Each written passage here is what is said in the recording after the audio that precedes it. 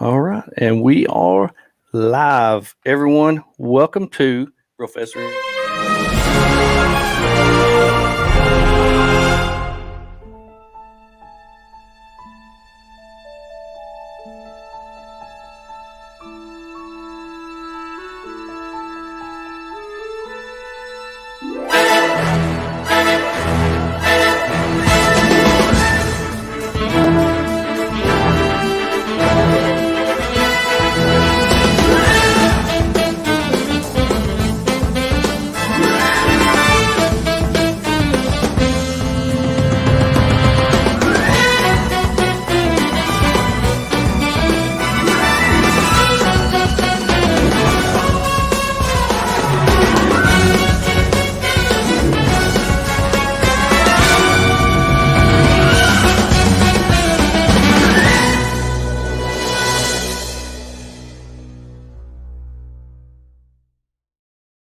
Hey everyone, and welcome to another episode, another week of BROfessor and Friends. We're excited that you're here.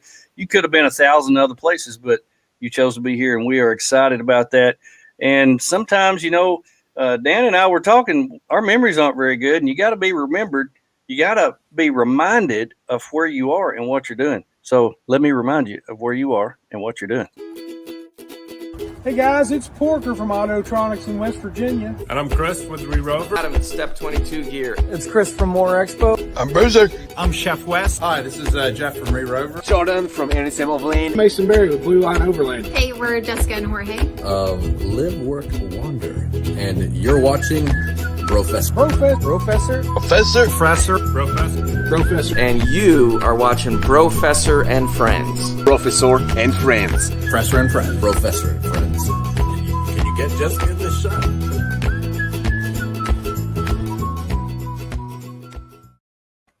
I had a good time making that. That was all. That's always fun. Asking people, hey, can you do a short video of, hey, you're watching BROfessor and Friends, and then I make them look like idiots. They love it. Hey, today's episode of BROfessor and Friends is sponsored by Artemis Overland. Artemis Overland in Springfield, Missouri. Found at artemisoverland.com for all your overland camping outdoor needs. Overlanders serving overlanders. And today I have a very special guest, Dan Grec. Dan, welcome. Thanks for having me, Joey. It's fun to be here. You bet. I've been following you for quite a while now, watching your videos and your Instagram, and you live such an interesting life. I just had to have you on here and talk to you live and in person and let everybody come on and ask you questions and comments. I got this off your website, how you describe yourself. This is great. Dan describes himself as an adventure kind of guy who believes dreams are meant to be lived. He has done 2 amazing trips that are well documented on his websites and in his books, 40,000 miles, 22-month adventure through 17 countries, Alaska to Argentina, and then an 80,000-mile trip for 1,000 days circumventing the African continent. Man, not many people can say that. That is a pretty special feat. So I would like to start off by asking you why? Why? How did you get into this? And I want to know where it started, because a lot of us want to do this, but we don't know where to start. So what gave you the dream of doing this? Yeah, for sure, Joey. Actually, I'm an engineer originally. So, I went to university, got my degree, got a job, was sitting at a desk.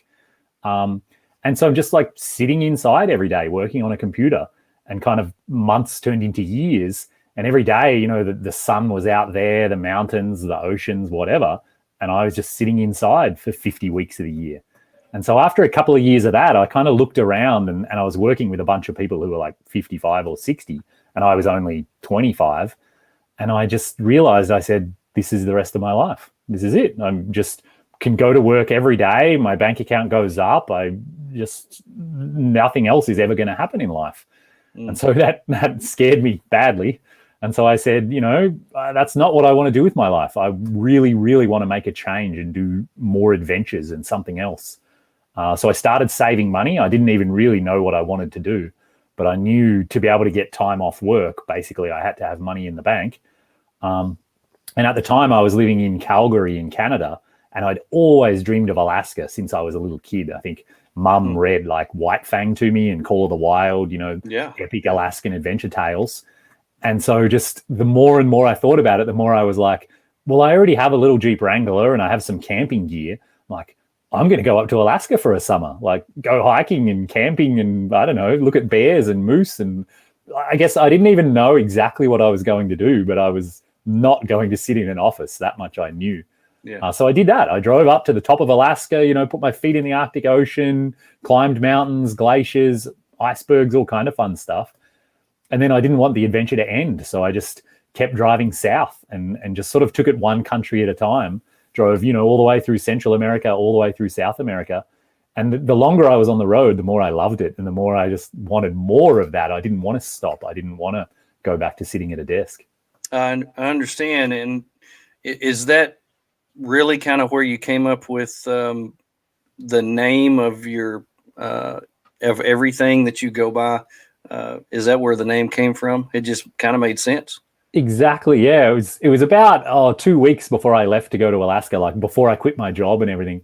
And my brother was visiting. And so him and I were like having adventures, going hiking and camping after work. And we were just sort of spitballing ideas, like what should I call my trip?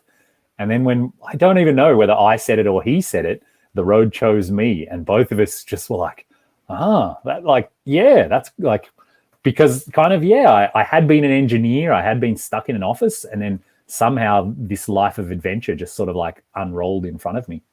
That's amazing. That's incredible. Well, how does, and I don't want to get ahead of myself here because I want to talk about a whole lot of different things, but how did your second trip compare to your first trip? It's difficult to try and summarize them. They feel like entirely different undertakings. Central and South America are amazing. They're beautiful. I loved them. I had a really good time. But especially West Africa is very different. Very few tourists go there. So it's really difficult to get visas. The governments don't welcome tourists and they don't know what to do with tourists. The roads are the worst on the planet. There is no infrastructure. So no hotels, no Wi-Fi, no supermarkets for, 6 months of my life. I actually went 12 months. And even though I crossed, I think 15 international borders, nobody scanned my passport once because there aren't computers to scan passports. They're just literally guys like writing my passport details in paper books. So going to West Africa was unbelievably different and special in terms of like remoteness and no development and how wild it is. It was so different than anything else I've ever done. That's incredible that you talk about it. South America and Africa, two totally different cultures, totally different landscapes. Did you do anything beforehand to try to learn a different language to be able to communicate? How did you prepare to be able to communicate when you went on these? Yeah. When I was going to Latin America, I guess I was trying to learn Spanish before I got to Mexico. But to be honest, I probably spoke about 3 words when I hit the border. And then so just from that day forward, I was just in the deep end and I kind of just had to learn, I wanted to buy gas. I wanted to get a place to camp for the night. And then it became like I got really into it because then I could talk to locals. I could go and buy street food. I could order a beer. And just the whole trip became more exciting and more interesting. So I took a week of Spanish lessons when I was in El Salvador. That really helped. And then after that, I was just keeping notes and, I had a little dictionary and I was just trying as hard as I could. And then for the second trip, much of West Africa, they speak French. And so I was trying to learn French before the trip. But again, I really didn't learn much until I actually got there. And then I just was in the deep end again. So I just had to figure out how to talk to people. And it was amazing, because people around the world, they're so friendly. And as soon as you can even just say, hello, how are you in their language, they're on top of the moon. Like they love it. And it doesn't matter. Everything after that, with my accent, the pronunciation's terrible, but they just don't care. They're just so friendly.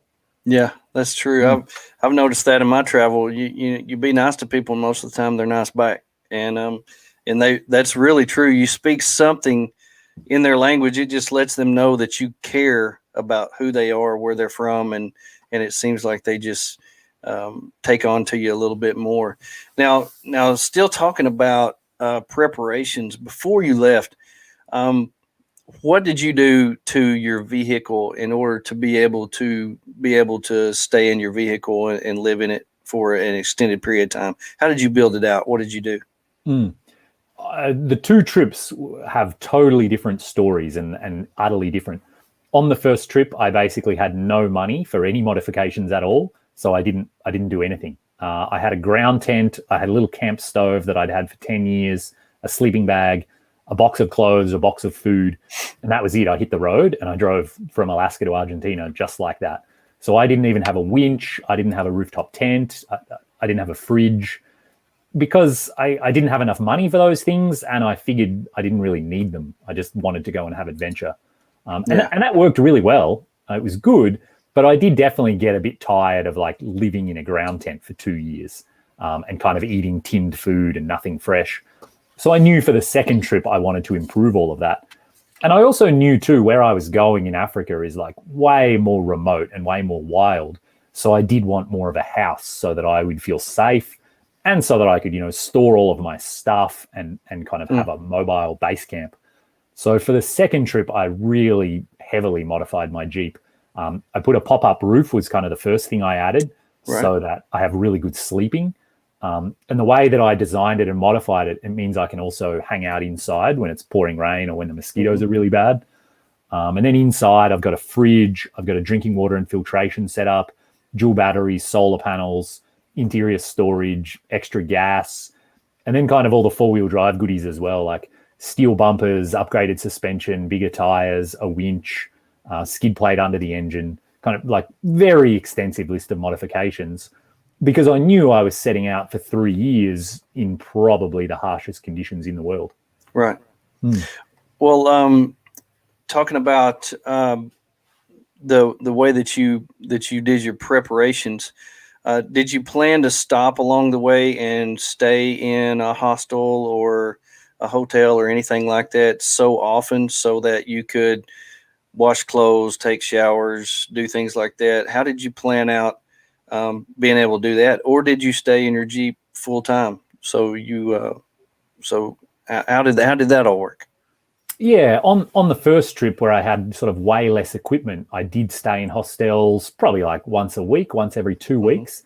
And partly the reason too is there are a lot of people traveling around in Central America and South America. There's a lot of backpackers in their 20s and 30s. So, it was really fun to meet people as well and be able to chat and have a beer. So that sort of was a feature of that trip. But then for Africa, because it is so wild and remote for most of it, I really didn't do that very often at all, maybe once every 2 or 3 months. Wow. So for most of the trip, I was totally self-sufficient in my Jeep. That's cool. Now, I want to remind everybody, we are talking with Dan Grec from The Road Chose Me. All your comments and questions, we can post them live on the screen. You can ask him anything you want. If you have followed him on his Instagram, Facebook, Twitter, he's pretty much everywhere, YouTube, or on his website. I'm sure that you've had questions, and we can answer those questions here tonight. We're just going to be just casually doing some talking and just him sharing with us about his life, because that's what we're interested in. Now, I have so many questions. We're going to try to limit this to an hour, so we'll see what we can fit in here. But we talked earlier before the show. We're starting a new season here that's called The Best Trip Ever, and of course, holy cow, you're a great one to start on because you've got a couple of them that you could just talk for hours and hours and hours on. But read on your website where you get asked all the time, what is your favorite place? And what is your answer that you give to people in case somebody hasn't read that on your website? Yeah, my answer, Joey, is that I can't summarize it down to a single place. I feel like so many places that I've been have, been beautiful in their own way, or an adventure in their own way, or the people that I happened to meet, or the wildlife that I saw. It makes them special but they're all special in different ways. So I think it's really doing it an injustice to try and just pick one and say that was the best. It's more like there's a whole bunch of experiences that sort of combine to make the whole thing special. I agree. There's my buddy Dogpack from Arizona. Hey, Dogpack, good to see you too. Man, Dan, I can totally agree. You know, I've been to 13 countries and done quite a few things and been all around the United States. And if somebody was to ask me that, I can think of at least 15 things places that would pop into my mind, because you kind of mentally make a list of places that you show up at and say, I don't want to leave. I just don't want to leave. And how hard is that for you, somebody who has this plan of going completely around Africa, and you get to this spot that you just think, if heaven was on earth, this is where it would be, and I just don't want to leave. How many places have you been, or how that you would say, I just don't want to leave? Yeah, that is a really hard thing, Joey. And sometimes when I'm feeling a bit sad, I say, unfortunately, what I do is kind of all about saying goodbye. Because, even if I meet amazing people and I have a great time, it's like, oh, but I have to keep moving because there's this whole thing laid out in front of me. Yeah. And it is really hard. And some days I try to think about, should I stay here longer term? Or other days I think, I'm just sort of sampling a whole bunch of areas. And this trip is just to figure out where I'll come back to, at some point in the future. So I kind of, it is a really difficult thing that I struggle with about, even when I find an amazing place, I kind of have to leave again relatively soon. Right. And you're a little bit different than a lot of the people that we interview on here, because a lot of people that do this full time, they don't have an agenda and they haven't announced, okay, I'm going from this point to this point. And when you do that, you kind of give people an expectation that you're going to finish, because you don't want to start something and not finish. But a lot of the people that we interview on here, they don't have they don't have any kind of set schedule. They're just out there taking videos and pictures of wherever they are and doing whatever they're doing. And everybody just tunes in, or either they go out and they come back, they have a base camp or whatever. But you're kind of special in that way, where you put it out there. Okay, I'm going from point A to point B, and I'm going to show the world how it is to go from Alaska to Argentina, or go completely around Africa. So was that something that you did? Did you come out beforehand and say, this is what I'm doing, or did you publicize it afterwards? So how did all that work? Yeah, Joey, when I was driving from Alaska to Argentina, I didn't publicize. I had never written for a magazine, just my family was reading my website. And I'd never done anything like that before. So it was like daunting and kind of a bit scary. And I didn't even know if I could do it or not. So I didn't set out with the intention of driving to Argentina. I just set out with I'm going to have fun. And if I get to a point where I'm not having fun anymore, or I don't feel safe, or, the Jeep catches fire or something, oh, well, I'll just do something else with my life. That's fine. Just go until you're not enjoying it anymore. And that was good. And it sort of meant that I wasn't stressed, or I didn't have all this pressure. Like you said, I hadn't told anyone what I was doing. But then, for the Africa trip, I sort of intentionally set it up where I wrote for a couple of magazines and I published on my website, and I said, this is, my goal. This is what I'm trying to achieve. And I think I did that to give myself a bit of a challenge.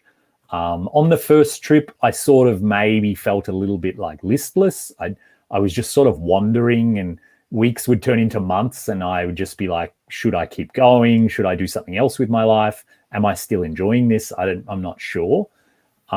Whereas though for the Africa trip, it was I'm going to set this challenge for myself, and that's going to kind of keep me motivated and give me a reason to why am I doing another oil change? Why am I, doing another tire rotation? It's to achieve the goal, to make that happen.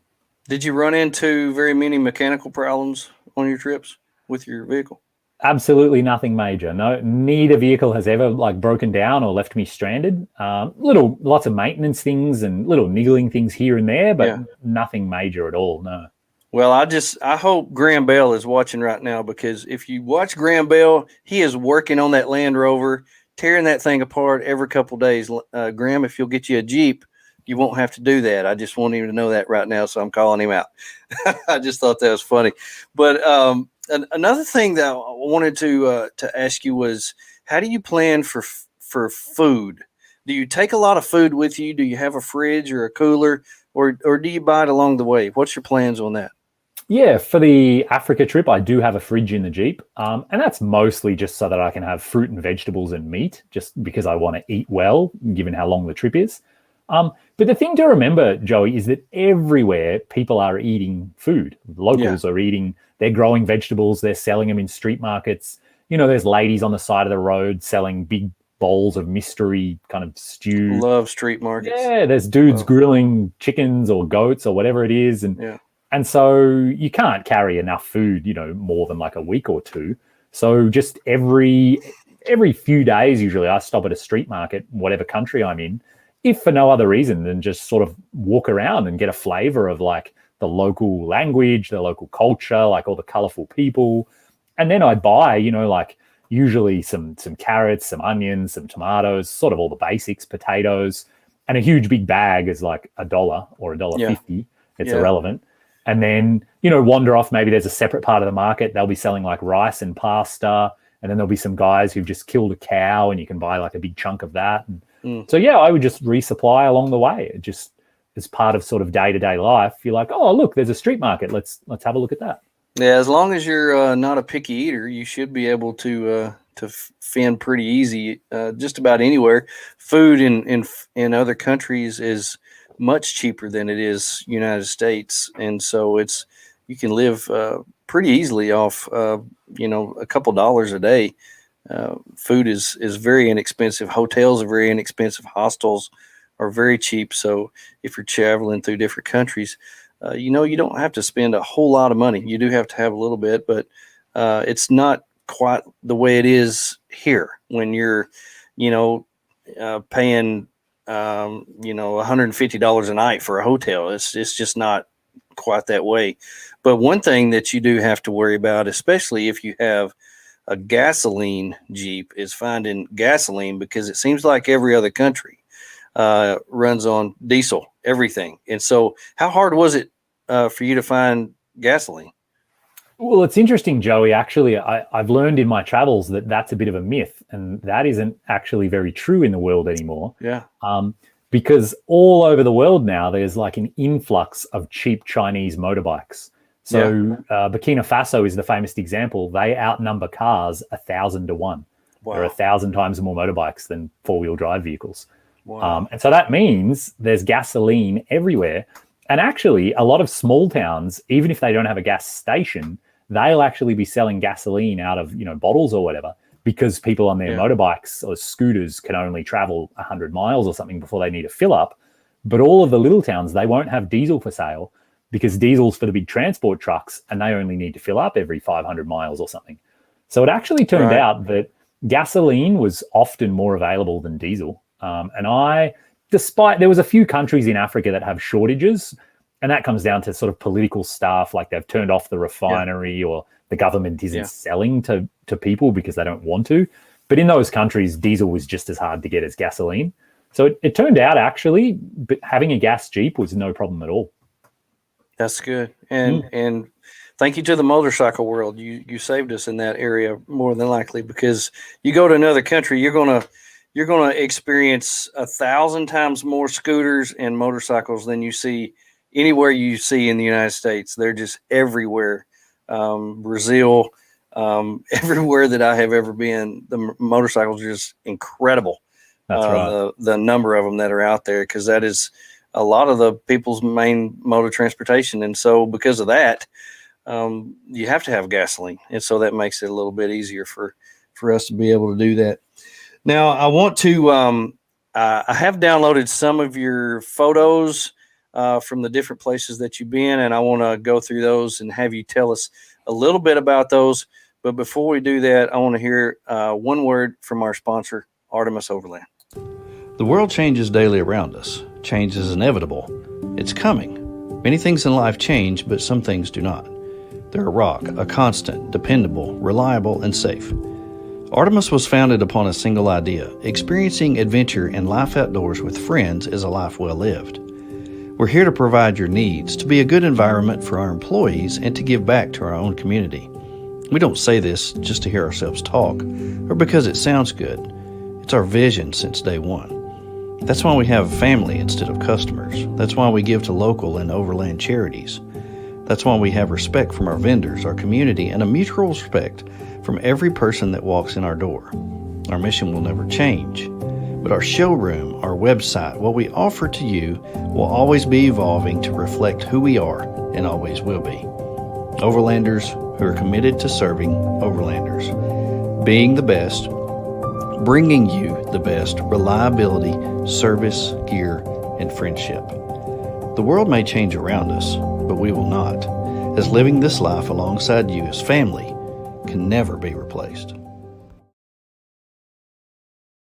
Okay, so I asked if you had a few videos or photos that you wanted to share so that we would have a visual picture of kind of what you went through when you did this Africa trip. And what I want to put up here first is your route. Now, tell us a little bit about this route and how you came up with this route. So, Joey, when I first started dreaming of Africa, I'd never been there before, but lots of people told me that I would love the wilderness aspect, the remoteness. And I didn't really know where to start or how much to bite off. But the more I dreamed about it, the more I thought, if I'm going to build this vehicle that is a house on wheels, and I'm going to go to the expense of shipping it over there, and I've quit my job and I've sold all my stuff, I may as well try and see as much as I possibly can. This maybe will be the only chance in my life I get to do this. So, let's go big. Let's try and see all of it. And I'd heard that the west coast of Africa is much more difficult than the east coast. And so I knew if it was going to be hard and exhausting, I wanted to start with that while I was fresh. So it just sort of naturally evolved where I was like, oh yeah, it's pretty easy to come down from Europe and get into Morocco. And that's sort of a soft introduction, like they speak French, but lots of people speak English as well. Right. And then there's lots of tourists kind of down into like Senegal and the first couple of countries. And so it just sort of evolved of like, why don't I try and follow the west coast all the way to the bottom and then follow the east coast all the way? And sort of getting to the pyramids in Egypt always was like, if I could make it to there, that would be, the goal, or the kind of, that would feel pretty good. Yeah, that's just incredible. And you talk about the pyramids in Egypt. Looks like you did make it there. Yeah, what an incredible place. That was such a special day, Joey. I was sort of in a daze and pinching myself, and I just could not believe it. And it was really bittersweet. I was extremely excited and proud to have made it. But at the same time, I was like really sad because it's like, the trip's over. What am I going to do with my life now? Like, because I loved the trip. It was amazing. So it was a big mix of emotions that day. Yeah, lots happened that day. That's pretty cool. We did speak again before the show and talked a little bit because I have been to Africa, and you showed me this photo. And of course, I didn't have my Jeep in there like you did, but it's amazing how these children just flock to you when you come to their village. They want to see you. They want to see all of your stuff, and it's just amazing how children like this, who really have nothing in life, are some of the happiest people that you'll ever meet. That's right, Joey. And they're just so excited, and they like follow your every movement. They want to see everything you're doing, and so easy to make them laugh. And then I start laughing, and then everybody's laughing. And yeah, it was really special experience. And actually I was driving kind of late into the day, and I hadn't found anywhere to camp. And this is in northern Ivory Coast. I just drove into the middle of this village, and I asked to speak to the chief. And I kind of just explained to him and said, please, may I camp in your village? And once the chief had said yes and invited me, that meant that I was really safe. Nobody would harm me or steal anything or whatever. Right. So actually, where the Jeep is parked there, I camped right there. That is like the dead center of the village. And I stayed there for like 24 hours, and it was this amazing experience where, like, you know, the women even brought me food, and, you know, for no reason, just because they're such friendly people. Right. Yeah, I noticed that over there. We went over there back in, I think it was 2005 when we went over there, and they had floods. And when we would pull up to a village, the children would be up in the trees cutting the leaves off the trees, and they would boil the leaves. That was all the food that they had, because all their food had been destroyed. And it was also an election year. And so the officials were withholding big storehouses full of food to get votes. And so it was a very rough time to be there in that country. But still, they were just some of the happiest people that you'll ever meet. And it was truly a blessing over there. Changed a lot of the way that I look at life. Because you have to think about what other people are going through and the attitudes that they have in life, and how much they have. You know, the amount of stuff doesn't equal happiness, or it doesn't have to. You have to choose that's the way that you're going to live life. And those people are a true example of that. Yeah. And they're really a pleasure to be around. Now, I really got to know the story behind the camel. This is a pretty cool photo here. So, Joey, this is in Morocco. This is probably the first week in Africa, maybe the second week. And so I'm still like riding on cloud nine, can't believe what's going on. And just driving along a random road, there's this dude who has camels and they're covered in blankets. And so, like, he was just super smiling and waved me over, and he just wanted to chat. I think he wanted to sell me a camel ride. I'm not sure. But he was just like the friendliest person in the world. And so we posed for a photo. And that photo is really funny because the smile on my face is like, I couldn't wipe that smile off for like the first 3 weeks. I was too excited. Yeah, and I've noticed on your photos, the beginning of your trips, your hair's really short, and at the end, your hair's really long. And so I could tell that was at the beginning because you still had really short hair. At the end of your where you went down to Argentina, by the time you got down there, you look like you were living the van life. I mean, you're from the 70s. It was pretty cool. So that's one of the ways I could gauge where you were on your trip, is how long your hair was. and in Africa too, when I was heading towards the Congo, I was pretty worried about corruption and kind of, you know, scary stuff.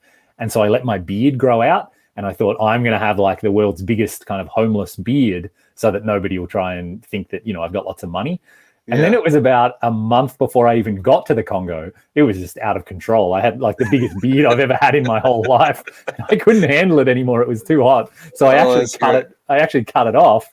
And then, so the photos of me in the Congo, I have a beard shorter than I do right now, which is kind of funny. Going through all that humidity and all that heat with a beard is not the time that you want to grow a big beard. Oh, beautiful spot here. Where is this right here? That is actually in Arizona. That's just outside Moab, before the trip. So I just finished, like I had the roof put on maybe a week before this photo. Okay. And the timing worked out. I went to Easter Jeep Safari in Moab, and I camped out behind Moab with a friend that night. And then basically the day Easter Jeep Safari finished, I drove across to the East Coast in like 5 days and then shipped the Jeep across. Okay. So you had to put it, it was good that you got to try it out to make sure that it was livable and everything worked and things like that. But you put it on a container. How long did it take the container to get to where you met up with it? Yeah, it's only about 2 weeks from the east coast of Canada. I shipped it into Belgium. And I did that just because it's a pretty direct route. That makes it cheap. That makes it fast. And then I drove down through Belgium, France, Spain. And I did that really quickly because I didn't want to hang around and spend money in Europe. And then basically just took a ferry over to Morocco and then started the whole thing. Okay. Now, this photo that you put here is from the inside. Tell us what we have going on here. Yeah, so I'm standing in the back of my Jeep, kind of nearly where the back seat would normally be, maybe a little bit behind that. And I'm facing, you can just see the bottom of the steering wheel there. And so this kind of gives you an idea where my sleeping platform is. But those wooden planks, I can move those entirely out of the way, so I can stand up and walk around the whole back of the Jeep, or I can make the entire thing wooden planks and then put mattresses and blankets and everything. So then the whole roof of the Jeep basically is my bed. Okay. So the wooden planks are your platform where you slept. That's right. Yep. Okay. All right. Well, that makes sense. Makes it easy and a lot more livable, especially when you have conditions outside, because you always have to plan for conditions that are not favorable outside when you're living on the road, and you've got to have a place to go. So if the more room that you make inside, the more pleasurable it is, for sure. Absolutely. Yeah. So this, Joey, is in Angola, which is down south on the west coast. And this is kind of the last like wild country before you get into Namibia, which is a lot more developed. Mm-hmm. And it's a famous place called Piedras Negras, which is black rocks. And it's just this funny rock outcropping. And I camped right there on that spot and watched this thunderstorm on the horizon just bubble and boil for hours and hours. Wow. And then I stayed up late into the night and watched the stars. It was one of the clearest nights. And because I was far enough south by then, I could see the Southern Cross and I could see all the southern constellations. Yeah, that was and that photo actually has become sort of, I think it's my favorite or my like defining photo of the whole trip. I have it printed on canvas, like 3 feet by 4 feet here in my house because I love it so much. Yeah, that's beautiful. We have good friends from Angola. They run a Land Rover shop in Missouri, and we hang out quite a bit. And they tell me how beautiful the country is and how they would really like to go back. And grew up on a farm running Land Rovers all across that countryside, and telling how beautiful it is. And it's really cool to see photos of you actually going out there. Now, a tank. Tell us about this tank and how you came upon it. So this photo is actually in Angola as well, and it's a good segue to what you just said. So Angola had the world's longest civil war. It went for 32 years, I think, from like 1980 until about 2005 or 2008. And it basically turned into a big war between Russia and the US because Russia wanted them to turn communist and the US didn't. So the Russians supplied them with a whole bunch of military goodies like that tank, and then the Americans supplied the other side with a bunch of military stuff. And so the war was, horrible. And I think there's more landmines to this day in Angola than anywhere else in the world. Wow. So it's really, really bad. But Angola is one of those incredible places where, that happened. And obviously the locals now, the people, they so never want that to happen again, that they are now extraordinarily friendly, kind, happy, welcoming. And you can really see it on their faces. You can see it in the way they treat each other. They're like, we know what bad is. Trust us. We've seen it. We don't ever want that to happen again. So we're going to do the opposite, and we're going to be happy. We're going to have parties. We're going to celebrate the fact that we're alive and life is good. Yeah, that's amazing how you can learn lessons from life. Just that, and having those reminders that sit around the country like that of how you need to be a better person. That's very that hits you. Hits Angola was one of those really special countries that surprised me. So it's really standard. You just get a 4-week visa when you drive into any country. And I'd only been there a couple of days, and I already went and extended my visa because I knew I wanted to stay longer. Oh, that's incredible. And I roamed as much of Angola as I could. I don't know how many miles I did, but a lot. In 6 weeks, I never paid for camping once because it's just so wild and so free. You can just camp. And if locals come along, you just smile and wave, and they're like, oh, yeah, no problem. It's all good. And then gas in Angola was one of the cheapest countries. Maybe it was like 30 cents a gallon or 40 cents a gallon or something. So in the 6 weeks in Angola, driving all over the place, food and camping and everything, I think I spent a few $100s total. Wow, that's incredible. Yeah. Now, did you see any other people traveling there? Was there a lot of tourists there? No, hardly any at all. Wow, that sounds like a place I'd like to go. We actually, I went to a waterfall there called Kalandula Falls, which is nearly as big as Victoria Falls in nearby Zimbabwe. Victoria Falls was $50 to get into and has immense fences and signs and like hundreds of tourists. When I was at Calendula Falls in Angola, there was nothing and nobody. There are no signs, there are no fences, there's no entrance fee. And I'd been there a couple of hours, like literally standing on the edge, like probably closer than I should have been. And eventually this local guy wandered over and he was like, oh, you can camp here if you want, whatever. See ya, have fun. And it's like this stunning, staggering, one of the most beautiful waterfalls in the world. And there's not a soul there. It's just wild. Incredible. Yeah. Incredible. This is another village, I guess, you came upon. Yeah, this was in Guinea. So this is about 5 months into the trip. And that was, when it really kind of started sinking in. I could speak French a little bit better by then. And this was the kind of reception I got whenever I stopped in a little village. That's just incredible. Yeah. Love all the children. It seems to be everywhere you go in Africa, there's just kids running around everywhere and want to see the white man. Absolutely, yeah. They're so happy and so friendly. Was this in the States? It is in the States, yeah. Again, just before I shipped out. That's actually, I think, in Michigan. Just again, a week after that, I was on the East Coast and I shipped the Jeep. So just sort of, that's at the same spot, I think. Just taking some promo photos. Yeah. Okay. Now, this looks like it looks like Angola as well. Actually, this is, this is the other side of the continent over in a tiny little country called Djibouti, which is kind of sandwiched between like Ethiopia and Somalia, like right over on the Horn of Africa. And this is just an amazing desert landscape. It was 110 degrees in the shade, super barren, super remote. And all of those rock formations, they've been deposited from geysers and steam vents, and there's hot springs everywhere. And they're like throwing up all this calcium and all these deposits. And they've made all these like really bizarre, like moon-like kind of rock formations. Yeah, it was staggeringly beautiful there. And again, there's just nobody there. You're just in the middle of nowhere. That's incredible. That's incredible. Yeah, this was in Gabon, coming down the west coast of Africa, and just really typical of the kind of place I find to camp. You can actually see the road kind of in the bottom right of that photo. Yeah. And I had been driving along that road, and I don't know, it was maybe 3 p.m. or something, and I kind of thought, I'll just keep my eyes out for some sort of like offshoot. And this, I think, was probably a gravel pit from when they built the road. And so this is really typical for me. I just sort of pull over into a gravel pit, maybe like tuck over in the back corner so I'm a bit out of sight, and call it home for the night. That's so cool.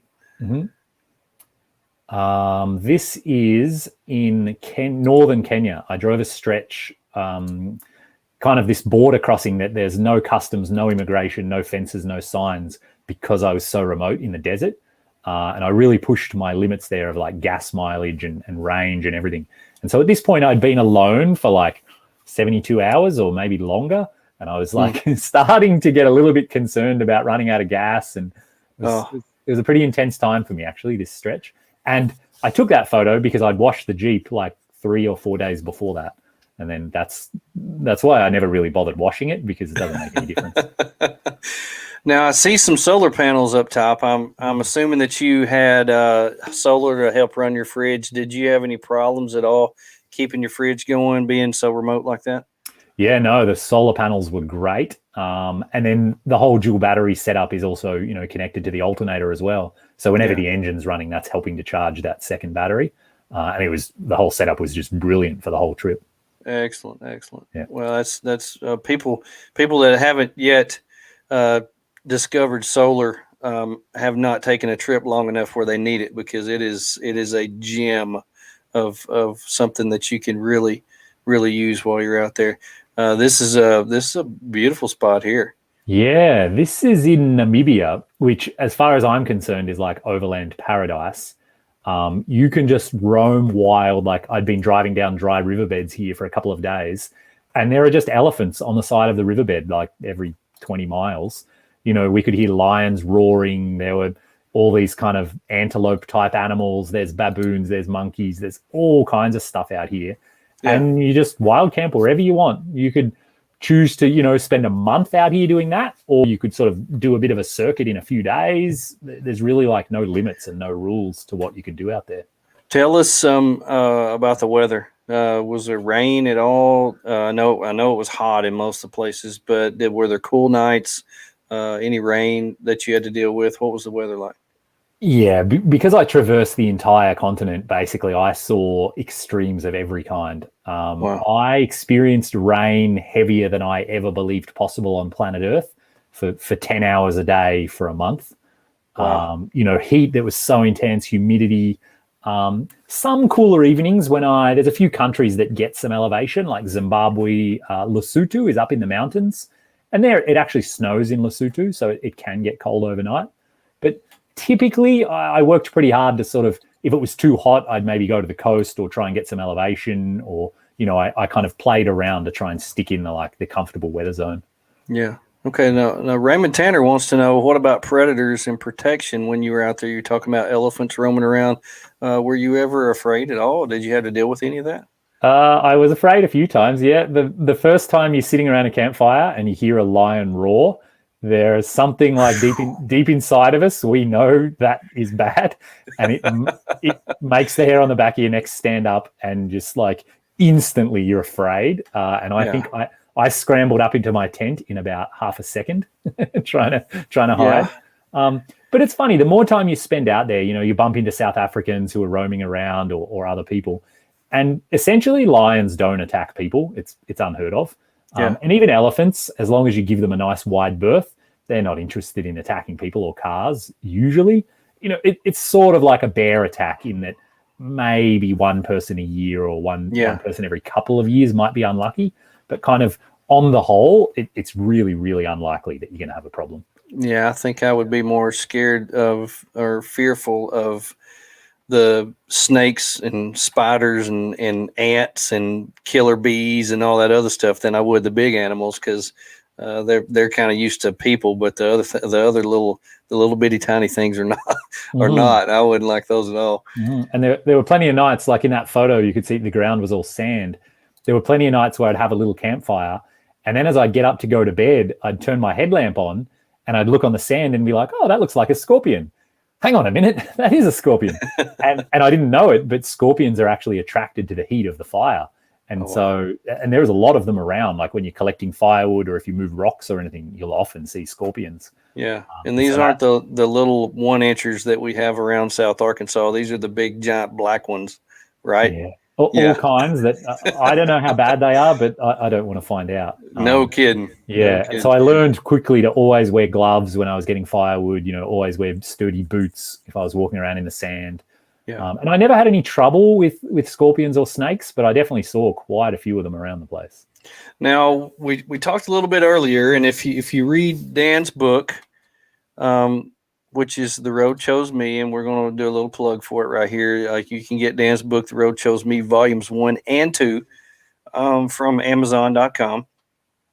Excuse me. And if you read Dan's book, you will find out that Dan did have some health issues while he was traveling. So, Dan, tell us a little bit about that, because that is something that everybody needs to know, needs to think about, because if you're gone for a week or a couple nights or something like that, you might get a cough, but you're not getting some kind of foreign disease that's not heard of in your home nation. So tell us what you experienced and how you overcame it. Yeah, so I did actually get malaria. I got it twice, actually, which you get from being bitten by a certain type of mosquito. And there is a drug you can take that is supposed to prevent you from getting malaria, but you can't take that drug long term. It's really bad for your liver. So all the doctors I spoke to basically said, put on lots of bug spray and hope for the best. That's really all you can do. And so malaria was not pleasant at all. I don't recommend it to anyone. But what I learned really quickly is that locals are entirely used to it. They know exactly what to do. They have drugs that you can take. So you stumble into a local clinic, which there is one in every single village. You say the word malaria and they instantly will give you the medication you need. They can look after you. And so both times it was very, very unpleasant. But with kind of, the right knowledge, you can get through it and it will be okay. Well, that's something that everybody should think of, especially if you're going to do traveling outside of your normal arena of comfort. You're going to have to be dealing with doctors that don't look like the doctors that you're used to. And, there's not a MediQuick or MedExpress on every corner. You're going to have to go find somebody that can, I don't know what they call them. Do they call them doctors or healers or? Oh yeah. There's doctors and nurses everywhere. They have like good clinics, good pharmacies. Pretty much every village will have one. That's cool. And one of the things you can do too, before you leave home, go and see like a specialized travel doctor. There'll be one, in a capital city, and they'll basically have an up-to-date list of like what immunizations you need to get, what kind of medication you should take with you, and what you should be careful about. Hey, don't eat this or don't do this, because for different parts of the world, they're clued in on what's sort of something to think about. Right. Now I've saved my favorite three photos for the last, because when you put these on there for me to download, and I looked at these photos, I was like, these are places I don't know that I could possibly leave once I got there, because if I was parked right here and got this picture, especially with my wife and the way she loves the beach, I don't know that we would ever leave. Mm-hmm. Where is this? So you might not be surprised to find out this is in South Africa, and this is about half an hour outside of Cape Town, which is a big city by all accounts. Must be 1 million people, maybe more. But just around the coast, this stunning, and this is actually an official campground. I think it was like $2 or $3 to camp for the night. And strangely enough, there was not a single other person in the campground. Had the whole thing to myself. And like South Africa is just continuously that beautiful. It's amazing. That's incredible. I noticed right along the same lines when I went to the Philippines, there were just beautiful beaches and beautiful huts and great food and things like that, and nobody was there. It was just incredible that I thought, how did people not know about this place? It's inexpensive to go. It's inexpensive to come here. It's beautiful, and yet people are drawn to the Caribbean. And you go down there, and there's so many people down there, you can't walk, and you come upon a place like this, and there's nobody there. That just blows my mind, and it makes it where you really have to broaden your thought process.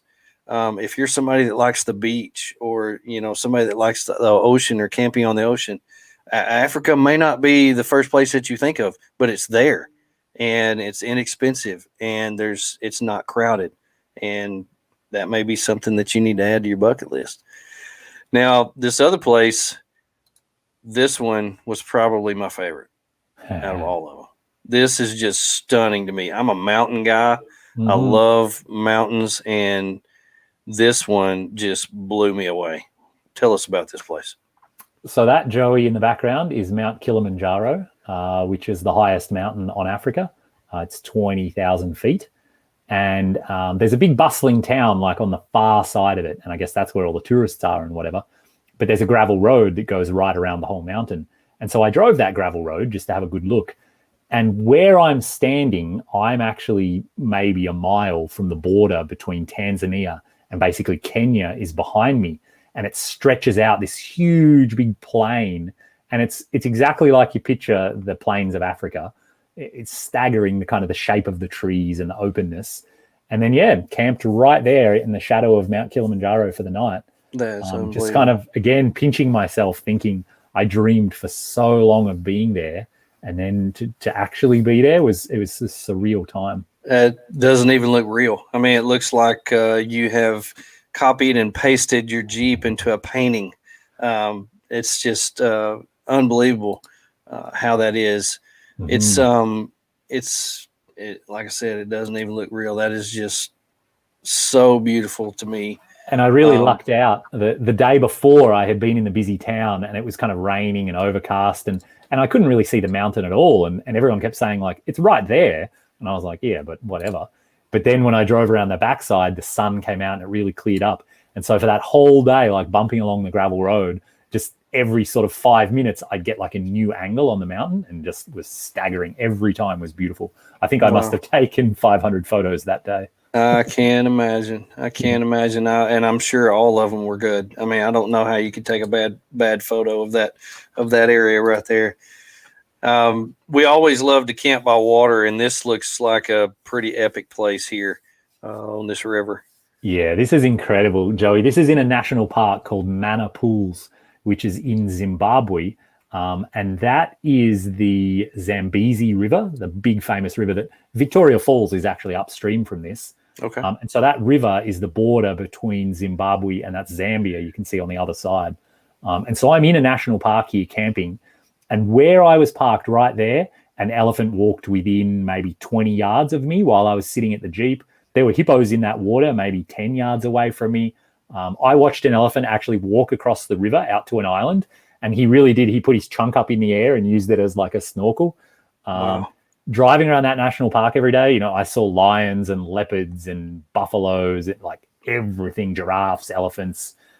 This is actually the campground where lions were roaring like close to me, and I was afraid. And then when I got up to go to bed, I turned around and there was a hyena maybe like 10 feet away from me. And he was like fully eyeing me up. And it was creepy because hyenas are like evil looking. Yeah. They're dogs, but like evil dogs, and not nice to have one staring at you in the dark. I was like, I'm out. I'm going to bed. Yeah. If you know anything or have watched The Lion King, you don't like hyenas. They were the bad guys. So you see one of them coming, they're after you. And what's incredible, Joey, The Lion King nailed the personality of all the animals. So yeah, the hyenas are evil. You've got, that little bird that flits in and out all the time in The Lion King? Yeah. Those birds are real, and they really do. You're sitting in camp and they come in just like that. And so all the different animals, they really have the right personality. It's really fun. That's incredible. That's incredible. Well, you gave me a video, and I want to show everybody the video because you go through several different areas in this short video, and I want everybody to see that real quick. And one of the things that you mentioned on your website was you had been dreaming about the mud. And so I want everybody to notice all the people that are stuck in the mud, and you just flew by them in the Jeep. This was incredible. Check this out.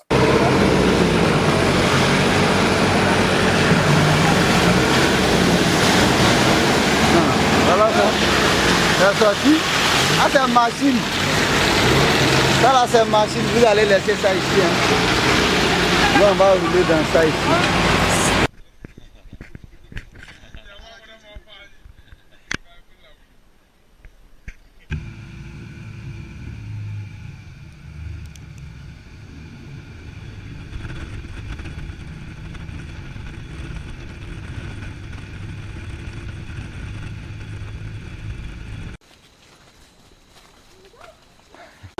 This way will go green and focused.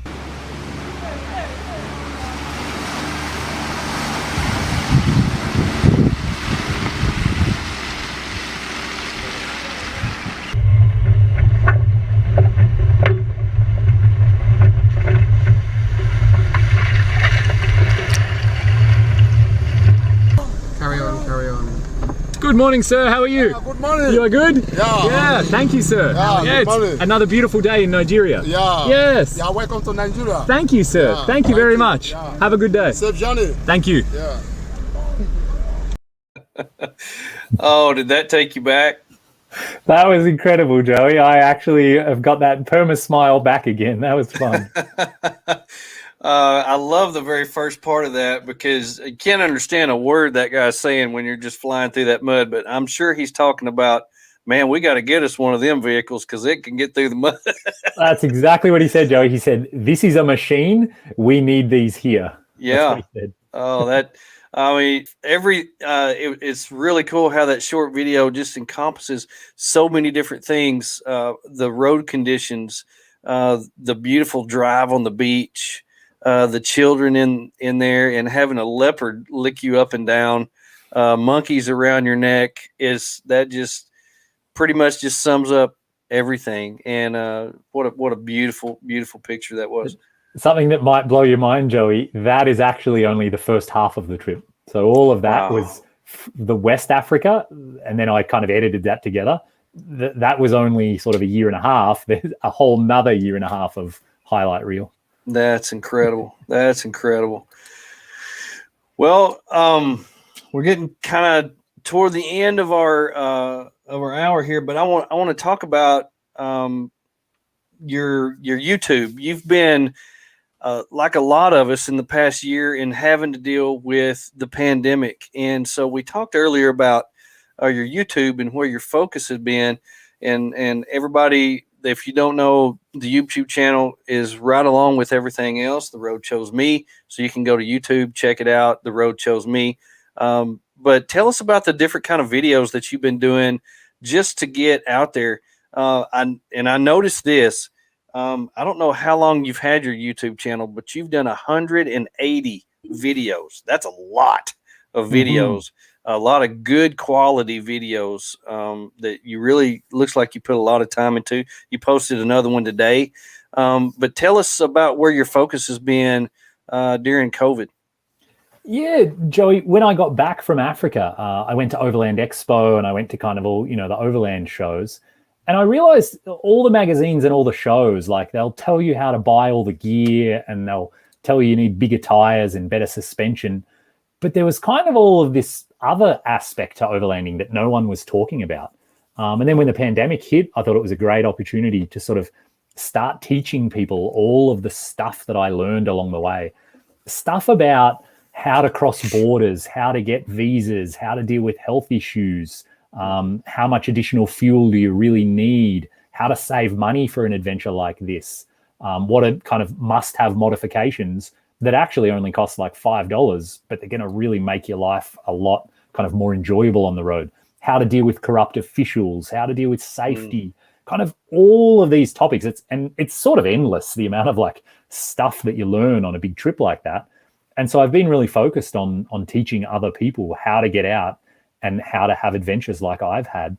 And my goal is to help other people. I want to teach and show people so that they have the confidence to get out there and do it for themselves.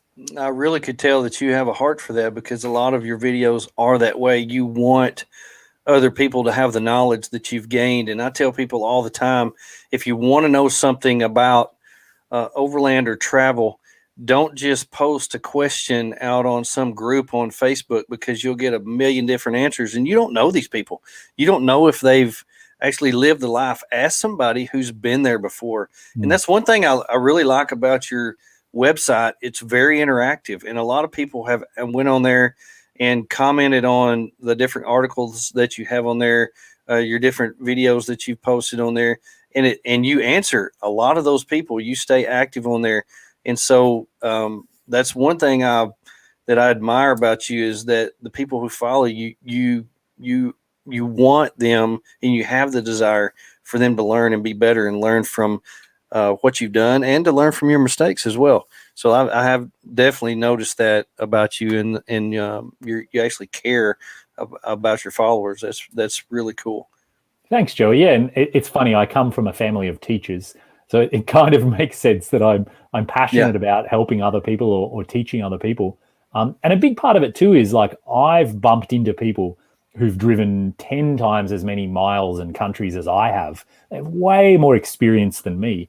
And so whenever I get the opportunity, sit around a campfire with them, I love to learn from them like a sponge. Yeah. Because I can learn from their mistakes and I can pick up all their good habits and their tips and tricks. And so a lot of the content I'm putting out in the videos, it maybe isn't even directly my experience. It's more like, this is what I learned from someone else who knows better than me. So it's kind of like a big sharing community of like, here's, some advice that's going to really make your trip more enjoyable. And you're going to spend less time dealing with headaches and, more time looking at elephants, essentially. Right. So what are you doing now? What's your plans? I actually, Joey, I'm moving out of this place that I've been renting during the pandemic. So today is my last day here. And I've got plane tickets booked. I'm flying to a new continent in about 3.5, 4 weeks. I'll be building a new vehicle, which I'll document everything on YouTube. And then I'm setting out on a new expedition. I think it's going to run about 12 to 15 months. I don't actually know exactly. Pandemic might put some, sort of limits on it. But yeah, I'm super, super excited to get going and start this whole kind of nonsense all over again. So there you have it, folks. You need to go right now to YouTube and subscribe to Dan's channel, The Road Chose Me, because you don't want to miss out on what he's about to do. It's a huge secret. Nobody knows. Nobody knows. He wouldn't tell me behind screen. I don't know. So I don't know something that you don't know. We're all in the dark here except Dan. Dan knows what he's going to do, and he's going to come to us on YouTube. So go and subscribe to his YouTube channel. And while we're waiting on that, you can go like I did and buy Dan's book, The Road Chose Me. This is volume 2. Volume 1 I couldn't get so quickly, but I've already read through a little bit of this today right after I got it. So, people like this that are living the dream that that all of us part-timers, weekenders, or whatever dream about. These are the people that are entertaining us. These are the people that are helping us. We live life through them. So people like Dan and Graham Bell and these guys that I visit with on social media all the time, these guys are worth our support. Dan, you do have a Patreon account where people can go and support you. They can go subscribe to your YouTube channel. You're on Twitter and Instagram and Facebook. You're everywhere. Go to your website. But I encourage people, if you get entertainment from these guys, support them. They deserve it. Because if you're paying for TV, cable TV, satellite TV, that's your entertainment. If you're going to YouTube and watching these guys, that's entertainment. They deserve your support. So go and support these guys, especially for somebody like Dan, who is selling everything, moving, starting all over for another year and a half.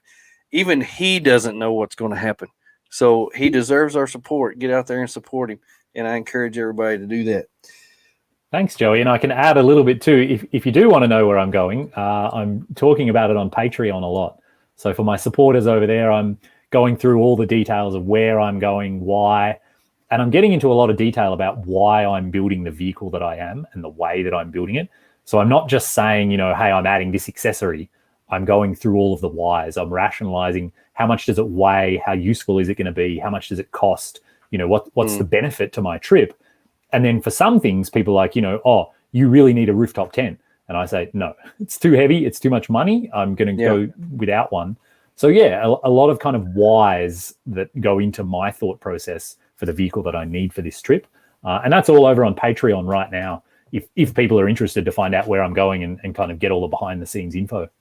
Look at there. If you want to know, go to patreon.com, look up The Road Chose Me, and support Dan, and you'll know something that I don't know, because I don't know. But I tell you this, I'm going to find out tomorrow, because I'm going to go on there and I'm going to sign up, because I want to know.